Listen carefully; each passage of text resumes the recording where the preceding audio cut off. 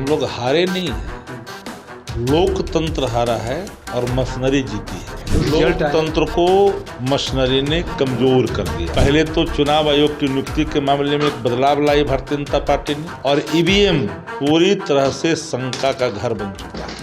Germany में अगर EVM से चुनाव कोई वोट करेगा तो अवैध माना जाएगा। अमेरिका में नहीं होता, फिर इस भारत में कैसे? भारत के गांवों में, टोलों में, कस्बों में कितना तकनीकी तौर पर सौंड है लोग। इसलिए बिहार का जनादेश मशीनरी मैनेजमेंट का जनादेश है। फिर में नीतीश कुमार की छवि के ऊपर वोट नहीं पड़ा, आप सीधे सीधे कह रहे हैं। मैं तो एक लाइन में कह रहा हूँ, ये भारतीय जनता पार्टी का, चुनाव आयोग का, इलेक्शन मैनेजमेंट का जनादेश है। कि किसी के चेहरा तेहरा से कोई मतलब नहीं है। बिहार विधानसभा चुनाव में एनडीए की जीत और महागठबंधन की हार के बाद से लगातार जो है महागठबंधन के अलग अलग दल जो है समीक्षा बैठक कर रहे हैं। आरजेडी की तरफ से भी लगातार समीक्षा बैठक हो रही है। आज समीक्षा बैठक पटना प्रमंडल की यानी अंतिम दिन माना जा रहा है। हमारे साथ सीधे सीधे बात करने के लिए आरजेडी के मुख्य प्रवक्ता शक्ति यादव जी। आज अंतिम दिन माना जा रहा है। हम लोग हारे कहाँ हैं? समीक्षा बैठक हो रही है। हम लोग हारे नहीं हैं, लोकतंत्र हारा है और मशीनरी जीती है। लोकतंत्र को मशीनरी ने कमजोर कर दिया। पहले तो चुनाव आयोग की नियुक्ति के मामले में एक बदलाव लाई भारतीय जनता पार्टी ने, और ईवीएम पूरी तरह से शंका का घर बन चुका है। विकसित राष्ट्र तकनीकी के मामलों में, टेक्नोलॉजी के मामले में, जर्मनी में अगर ईवीएम से चुनाव कोई वोट करेगा तो अवैध माना जाएगा।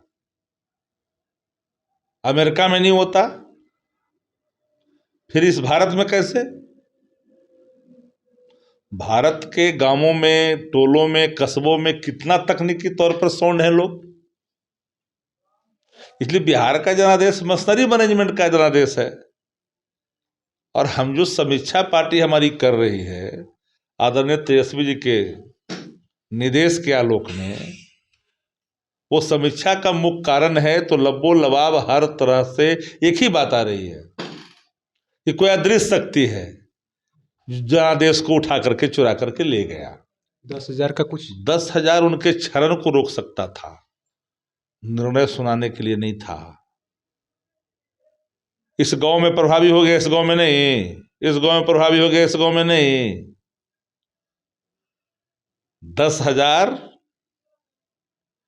20-20 लाख गया है गांव में, 25-25 लाख गया है गांव में, 40 लाख तक गया है बड़े गांव में। लेकिन वोट मिला राजद को। 1,90,00,000 वोट लाया है महागठबंधन तेजस्वी जी के नेतृत्व में। 1,90,00,000 मुफ्त में नहीं मिला।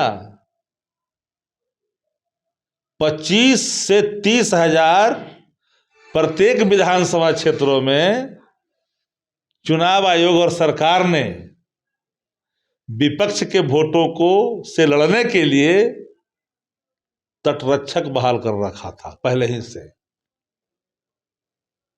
चुनाव सुधार पर चर्चा देश भर में हो रहा है, लोकसभा में भी हो रहा है। भाई ईवीएम से क्यों? बैलेट से तो कर्मचारी वोट दे ही रहे हैं, उसकी भी गणना हो ही रही है। बैलेट से 143 जगहों पर राष्ट्रीय जनता दल जीत जाती है, ईवीएम में 202 जीत जाता है। इस समस्या परे नहीं है क्या? हमारा वोट बेतहाशा बढ़ रहा है और उनका वोट आसमान छू रहा है, जिसके खिलाफ एंटी इनकम्बेंसी था। आखिर में नीतीश कुमार की छवि के ऊपर वोट नहीं पड़ा, आप सीधे सीधे कह रहे हैं। मैं तो एक लाइन में कह रहा हूँ, ये भारतीय जनता पार्टी का, चुनाव आयोग का, इलेक्शन मैनेजमेंट का जनादेश है। ये किसी के चेहरा तेहरा से कोई मतलब नहीं है। दिमाग से निकाल दीजिए, चेहरा पर वोट मिला है। बीजेपी ने सब खेल किया पूरी तरह से चुनाव आयोग और भारतीय जनता पार्टी का जनादेश है। तो उसने मैनेजमेंट किया चुनाव आयोग ने, और चुनाव आयोग किसके साथ है पता है? खनन विभाग की तरप से कार्रवाइयाँ हो रही है। समीक्षा की जो बैठक चल रही है, पूरे समीक्षा के बैठक में प्रत्याशियों ने अपनी मन की बात रखी। संगठन की तरफ से ही आ रहा है, इक्का दुक्का कोई भीतरघात की बात भी करते हैं, लेकिन लब्बुल लबाब अंतिम में जो शब्द आते हैं कि कोई अदृश्य शक्ति है जो मेरे जनादेश को लूट के ले गया।